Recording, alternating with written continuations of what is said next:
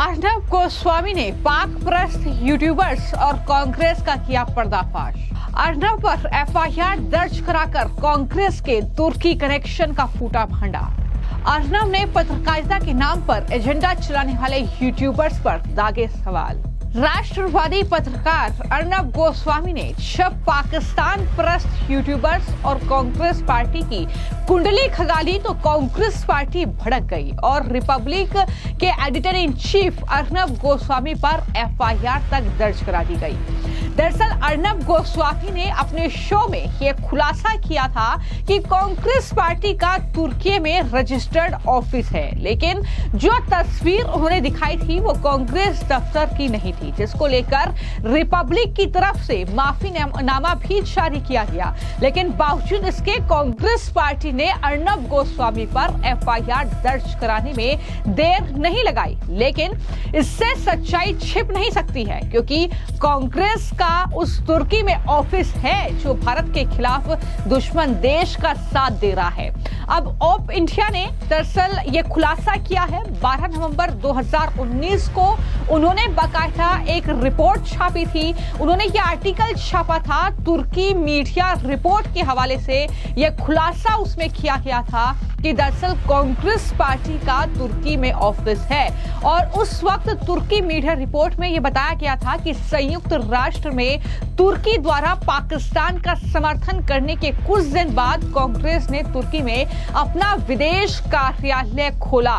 तो यह खुलासा तो तुर्की की मीडिया ही कर चुकी है, तो फिर कांग्रेस पार्टी इतना ज्यादा क्यों बौखला रही है, ये सवाल जाहिर तौर पर उठ रहे हैं। लेकिन ऑप इंडिया की तरफ से अब नुपुर जे शर्मा की तरफ से ट्वीट किया गया है, जिसमें लिखा गया कि कांग्रेस रिपब्लिक पर मुकदमा क्यों कर रही है। ऑप इंडिया पर आखिर ये मुकदमा क्यों नहीं किया जा रहा है, इसकी एक वजह है। उन्होंने एक ऐसी तस्वीर का इस्तेमाल किया जो कांग्रेस कार्यालय की नहीं है। ये जाहिर तौर पर ऑप इंडिया ने जानकारी दी, वो कार्यालय के अस्तित्व से इनकार नहीं कर रहे हैं। यानी साफ तौर पर कांग्रेस पार्टी का कार्यालय तुर्की में है, लेकिन सिर्फ गलती यहां पर हुई कि रिपब्लिक ने यानी अर्नब गोस्वामी ने जो दावा किया उसमें वो कांग्रेस का जो ऑफिस दिखा रहे हैं, दरअसल वो तस्वीर उसके ऑफिस की नहीं है। और इसलिए ही ये पूरा बवाल जो है कहीं ना कहीं इस मामले को लेकर इस तरीके से बना हुआ है। एक तरफ कांग्रेस पार्टी ने अर्नब गोस्वामी पर एफआईआर दर्ज कराई है। आने वाले वक्त में इसमें क्या होगा ये देखना होगा, लेकिन तुर्की कनेक्शन कांग्रेस पार्टी का अब साबित होता है। और वहीं पर दूसरी तरफ अर्नब गोस्वामी लगातार जो पाकिस्तान परस्त यूट्यूबर्स हैं, जो पाकिस्तान के लिए जासूसी कर रहे हैं एक तरीके से भारत में बैठकर, उन पर भड़के हैं। और ऐसे यूट्यूबर्स का उन्होंने नाम नहीं लिया, लेकिन सीधे तौर पर यह कहा कि ये वो यूट्यूबर्स हैं जिनके पाकिस्तान और चीन से सब्सक्राइबर हैं, जो वहां के सब्सक्राइबर से पैसे लेते हैं और कुछ पैसों में ये ऐसे यूट्यूबर बिक रहे हैं हिंदुस्तान के। ये बहुत बड़े जो सवाल हैं वो कहीं ना कहीं अर्नब गोस्वामी की तरफ से उठाए गए हैं।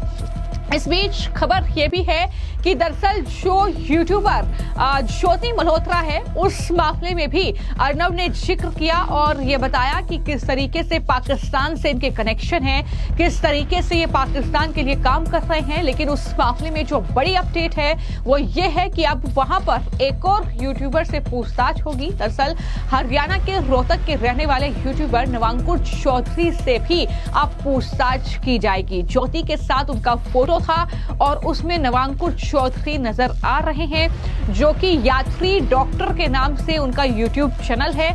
फिलहाल वो आइलैंड पे हैं। उनकी तरफ से स्टेटमेंट दिया गया था कि मैंने ऐसा कुछ नहीं किया है और मैं सपोर्ट करने के लिए तैयार हूं एजेंसियों को। ये तमाम बातें यात्री डॉक्टर की तरफ से भी की गई थी, लेकिन अब उनसे पूछताछ होगी। लेकिन जिस तरीके से ये मामला लगातार तूल पकड़ रहा है और खासतौर पर हरियाणा के यूट्यूबर्स पर अब सवालिया निशान उठ रहा है, तो ऐसे में अर्नब गोस्वामी ने इन्फ्लुएंसर स्पाइकगेट के बीच जो यूट्यूबर्स का पाकिस्तान फॉलोइंग है उसको उजागर किया है। और इसमें जाहिर तौर पर कई नाम हैं जिसका सीधे तौर पर जिक्र अर्नब गोस्वामी ने नहीं किया, लेकिन कहीं ना कहीं आकाश बनर्जी जो कि पत्रकार हैं और द देशभक्त नाम से जो है अपना यूट्यूब चैनल चलाते हैं, ध्रुव राठी एक बड़ा नाम है, रवीश कुमार से लेकर पुण्य प्रसून वाजपेयी और कई ऐसे चेहरे जो कि लगातार हम देख रहे हैं कि पहलगाम आतंकी घटना के बाद जो ऑपरेशन सिंदूर को अंजाम सेना ने दिया, उसके बाद लगातार ये पाकिस्तान की भाषा बोल रहे हैं भारत में रहकर।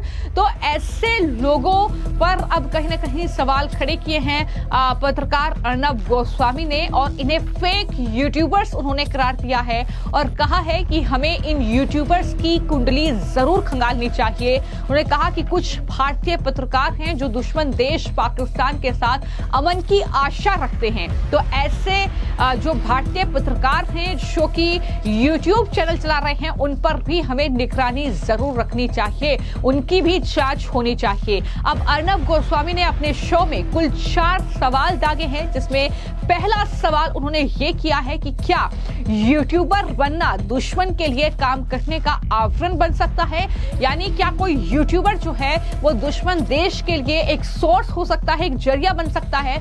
दूसरा सवाल जो अर्नब गोस्वामी ने दागा है वो ये कि यूट्यूबर्स को अमेरिकी डीप स्टेट या चीनी डीप स्टेट से जुड़े लोगों से कितना धन मिलता है, और इसको लेकर उन्होंने ब्रीफ में ये समझाया कि हम तस्वीरें देख रहे हैं, ज्योति मल्होत्रा से लेकर कई ऐसे यूट्यूबर्स हैं जिनकी तस्वीरें सामने आई हैं, जिनके लिए बड़े बड़े अवार्ड फंक्शन रखे जाते हैं, जिनके लिए पार्टी ऑर्गेनाइज की जाती है, फॉरेन ट्रिप ऑर्गेनाइज की जाती है। ज्योति मल्होत्रा के केस में ही ये चौंकाने वाले खुलासे हो रहे हैं। तमाम अरेंजमेंट उनके लिए पाकिस्तान से लेकर चीन और तमाम अलग अलग कंट्रीज में आसानी से हो जाते हैं, और कहने को ये यूट्यूबर्स हैं, तो इसको लेकर भी सवाल उठ रहे हैं। थर्ड, उन्होंने सवाल किया है कि आपके सब्सक्राइबर कौन हैं। ये यूट्यूबर्स से वो पूछ रहे हैं जो पाकिस्तान की भाषा बोल रहे हैं, जो पाकिस्तान की मीडिया में हेडलाइंस बनने के लिए उतारू हैं। उन्होंने कहा कि आप पाकिस्तानी चीनी सब्सक्राइबर रखते हैं, क्या ये सब सब्सक्राइबर्स जेन्युइन हैं आपके?